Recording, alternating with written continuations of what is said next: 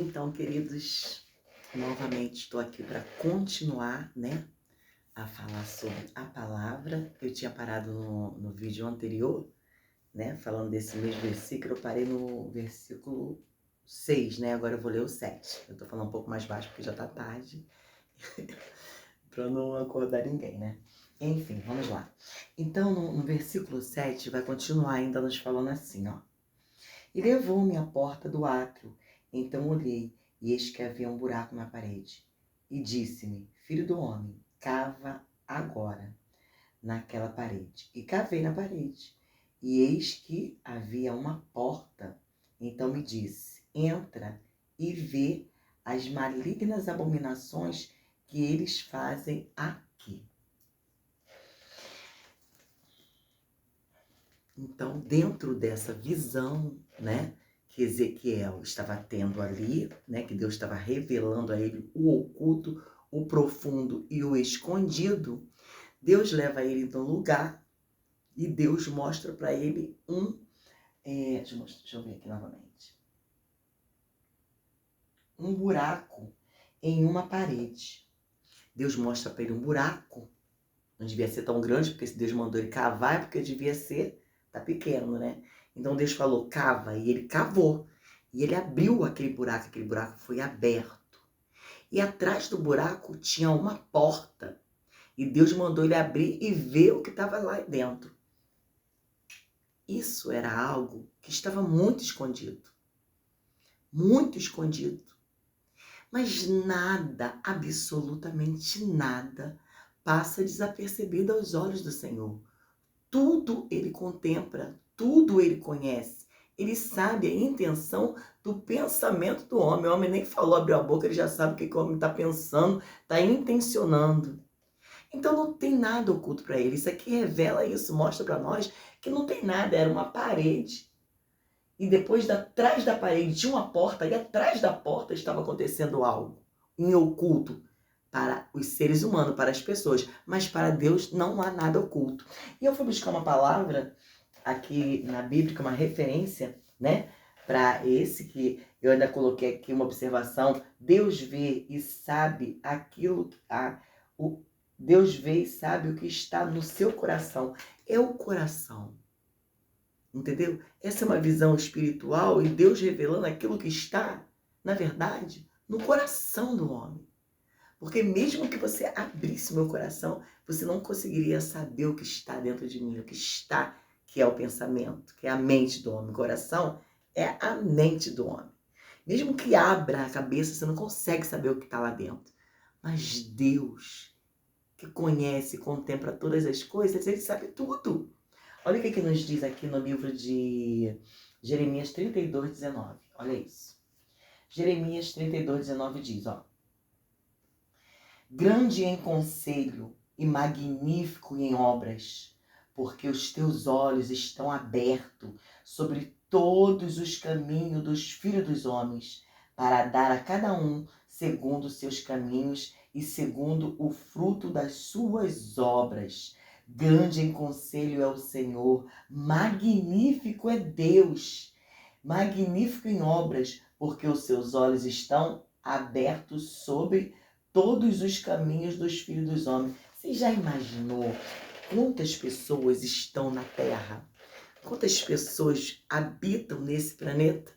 Pois os olhos do Senhor contemplam cada homem, contempla cada caminho, contempla cada atitude. Sabe que cada um dos milhares e milhares de homens e mulheres e crianças e toda a humanidade que está na Terra, Deus sabe o caminho de cada um, seja ele bom ou seja ele mau, seja ele servo ou seja ele inimigo de Deus. Deus conhece o caminho de todos. Deus sabe o pensamento, onde cada um anda de verdade. Não por aparência, mas Deus conhece o interior do homem. Nada, absolutamente nada está oculto a ele. Isso aqui, é claro, revela para nós isso. É algo que estava escondido, oculto para um homem natural, para um homem comum. Um olho comum, se eu olhar agora aqui, eu não consigo saber o que está atrás dessa parede, principalmente se atrás da parede tiver uma porta. Mas para Deus, nada está em oculto. Nada está encoberto. Ele conhece a intenção do seu coração, entende? Isso aqui nos revela claramente isso. E ainda mais, eu preciso vigiar com o tempo. E ainda mais, diz assim para nós, ó. No versículo, a partir do versículo 10, vai dizendo assim, olha isso. E entrei, né? Ezequiel fala, e entrei, e olhei, e eis que toda forma de répteis e de animais abomináveis e de todos os ídolos da casa de Israel estavam pintados na parede em todo o redor. E 70 homens dos anciões da casa de Israel, com Jazanias, filho de Safã, que se achava no meio deles, estavam em pé diante das pinturas. E cada um tinha na sua mão o seu incensário e subia uma espessa nuvem. Então me disse, viste, filho do homem, o que os anciões da casa de Israel fazem nas trevas? Cada um nas suas câmaras pintadas de imagem? E eles dizem, o Senhor não nos vê, o Senhor abandonou a terra. Então, ele tem essa visão e vai abrindo essa parede, ele cava atrás da parede. Tem uma porta, atrás da porta tem os anciões de Israel em frente à parede, toda pintada de imagens abomináveis para Deus. Répteis, todo tipo de imagem imunda, que significa contaminação, que significa imundícia, que significa pecado. Estava tudo ali. E os anciões de Israel estavam com incenso ali, soltando incenso, adorando aquelas imagens, afrontando o Deus vivo.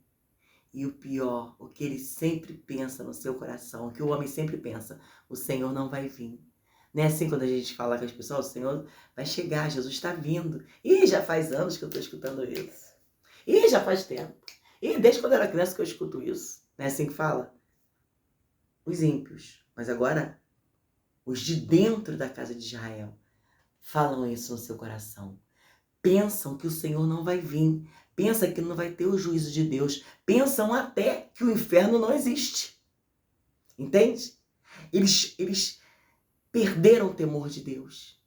E eles se viram para adorar as coisas desse mundo. Tudo aquilo que Deus falou, olha, eu não quero que vocês se contaminem. Eu não quero que vocês adorem esses ídolos, que vocês se prostrem em frente a esses ídolos. Tudo que Deus falou para não fazer é exatamente o que os anciões estão fazendo. E é muito interessante porque um desses anciões, o Senhor faz questão de falar o nome. E eu falei, por que será que Deus falou o nome dele? Né? Jazanias. Por quê? Quem é Jazanias? Vou falar para você quem é Jazanias. Jazanias era simplesmente, vou te falar sobre ele aqui, ó. Vamos ver aqui, eu separei tudo sobre ele, que eu fui procurando na palavra, tudo tem aqui sobre ele, a família dele, tudo, ó. É um agravo, né? Ó, aqui, ó. Outra coisa que eu tenho que falar sobre esses 70 anciões que eu esqueci, ainda bem que eu coloquei aqui.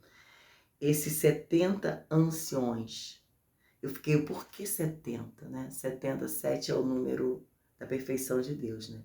Por que 70? Eu fiquei 70 anciões. E aí, lá no livro de Números 11, versículo 16, diz assim, ó. Deus separa 70 anciões e os separa e os enche do Espírito Santo para ajudarem Moisés a conduzir o povo, para que Moisés tivesse ajuda e assim sua carga fosse aliviada. Ou seja, Moisés estava ali cuidando do povo e era muita coisa para ele.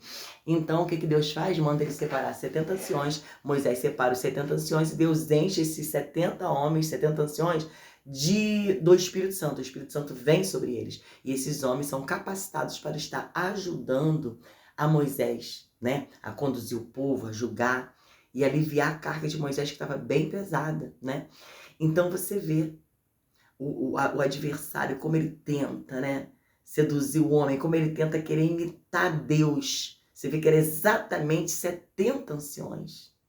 Ancião naquela época, e ainda hoje, né, deveria ser, são pessoas honradas, são pessoas que eram honradas pelo povo, porque eram pessoas com experiência de vida, que aconselhava, que ajudava, tanto que foram 70 separados anciões para ajudar Moisés. Por quê? Eram pessoas experientes, eram pessoas que tinham uma vida com Deus, e você vê que exatamente a mesma quantidade, 70 anciões, pecando, contaminando o povo, porque eles eram referência.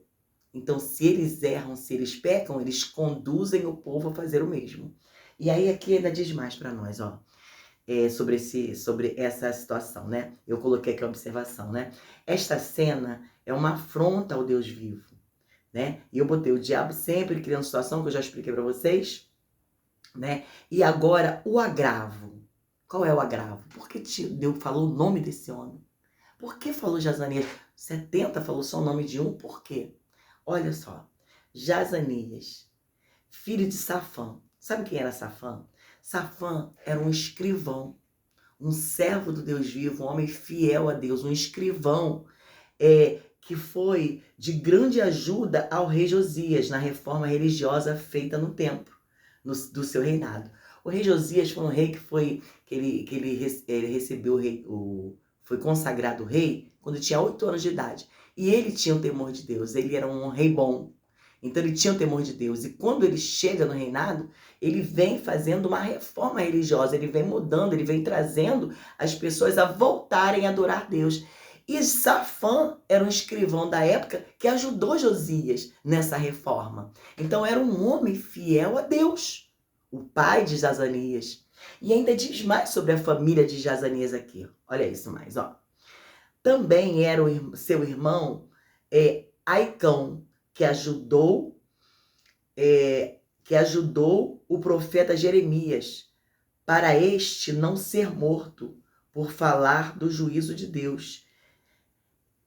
Jeremias era um profeta de Deus e ele vinha falando, né, pregando. A missão do profeta é pregar a verdade, é pregar a palavra. E o que acontece com isso? Jeremias vem pregando o juízo de Deus. Olha, se vocês não mudarem, se vocês não se converterem, se vocês não mudarem a atitude de vocês, vai vir um juízo de Deus sobre este povo, sobre o povo de Deus.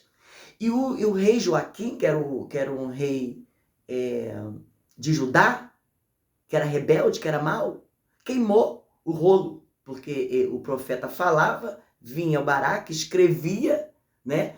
E esse rolo chegava aos príncipes, né, dos judeus e ao rei. O rei simplesmente pegou e queimou. E eles queriam fazer o quê? Matar Jeremias, para Jeremias calar a boca e não falar a verdade.